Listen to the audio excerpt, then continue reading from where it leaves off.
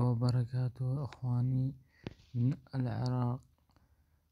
الطقس خلال هذه الليلة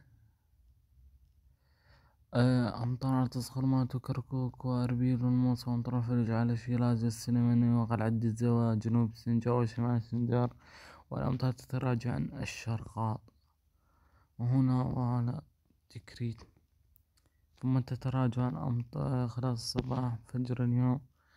الأمطار وفلوج شرق تصخرمات وأمطار على شمال الشرقاط وأربيل والموصل، وتتراجع عن واستمرار الأمطار والثلوج على السورة ودهوك، وتتراجع عن خلص الصباح تتجه الأمطار نحو المناطق الشرقية على أربيل وكركوك وتصخرمات والثلوج والدز والشيلازي وأدهوك، وأمطار هنا وتفرغ على المالحة وحسناء،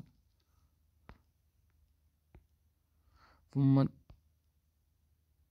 تذهب الأمطار وتصحى الجو وتبقى الأمطار على السليماني وقلعة الزوا شرق أربيل والموصل والسوران، ثم الأمطار تتراجع، ثم يتقدم منخفض جوي جديد كما قلت لكم ثم بداية الدخول إلى الموصل وشيرازي ودهوك والسليماني وتصخرمات وسنجار.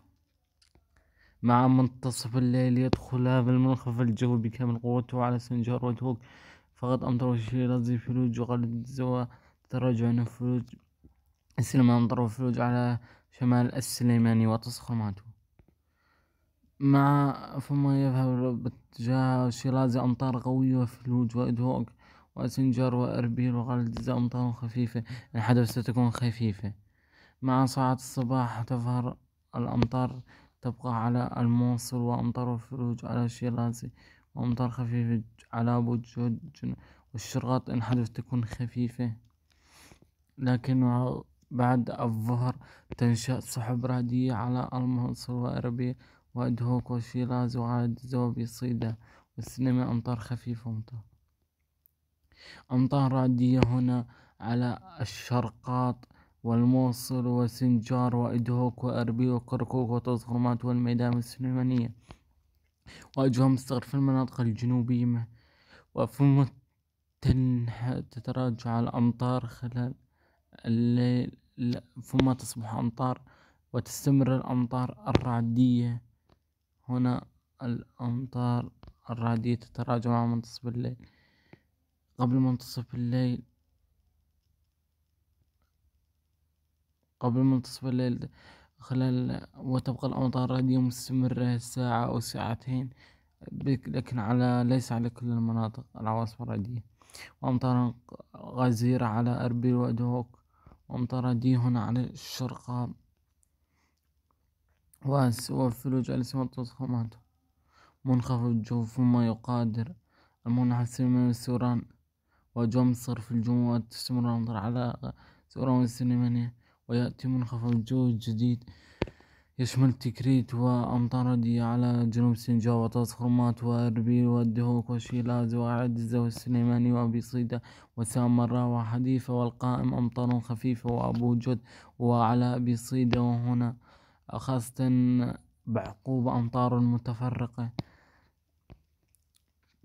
هذه الأمطار المتفرقة ثم تشمل بغداد بإذن الله ستكون متفرقة وغير شاملة، والسوران والموصل أمطار وفلوج، ثم تبقى فلوج وتنحصر فلوج أو عاصف ثلج على أقصى المناطق الشمالية، وهنا في هذه التهديفات تظهر أمطار، ثم الأمطار تعود هنا على المناطق أبو الرمان الدراوشة وهنا على بيصيدا والكوت إن حدثت تكون أمطار غير شاملة، لأن هذه الأمطار تكون خفيفة إذا حدثت كما قلت، وعواصف الجي على السمان والسوران وسالب 10 وسالب، وهنا الفلوج تستمر على المناطق الشمالية، فلوج طيلة الأيام شوية درجة الحرارة تصل إلى -5 وما تختفي فلوج، ثم يأتي منخفض جو جديد بإذن الله مع يوم، ثم تصغر لا يوجد أي منخفض، وهنا هناك احتمال أكيد هناك جزء أو هناك مرتفع سيبيري، والتوقعات ما زالت متغيرة. أما لتراكم الأمطار والفيول، تراكم الأمطار خلال 12 ساعة، أمطار خلال 24 ساعة، لا تكريت أمطار متوسطة.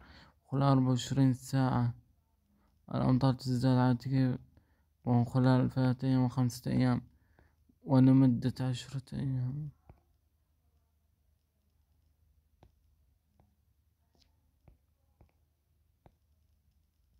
وهنا الأمطار تكون جيد جدا على. أما الثلوج، فالثلوج تراجعت عن صلاح الدين، وتبقى على الشمال المسود هوك وسنجار. عواصف ثلجية قوية جدا جدا، وتحذيرات، وميدان والسيما والدزة. وهنا على شمال طوسومات وشرق كركوك، وعلى سركنا وأربيل وأموس والتل سقف والتل عوينات وسنجار. ثلوج عواصف ثلجية. أما بالنسبة لتراجع أمطار المناطق الغربية، شاهدوا سمك الثلوج، عواصف ثلجية لا تصدق. شاهدوا قوة الثلوج على. تابعوا ودمتم في أمان الله. نتمنى أن تتغير وتصبح شاملة، وإن شاء الله أن تصبح شاملة. وشكرا لكم. إذا عجبكم الفيديو لا تنسوا اللايك والاشتراك لنصل إلى 1000 مشترك. وأتمنى أن دمتم في أمان الله.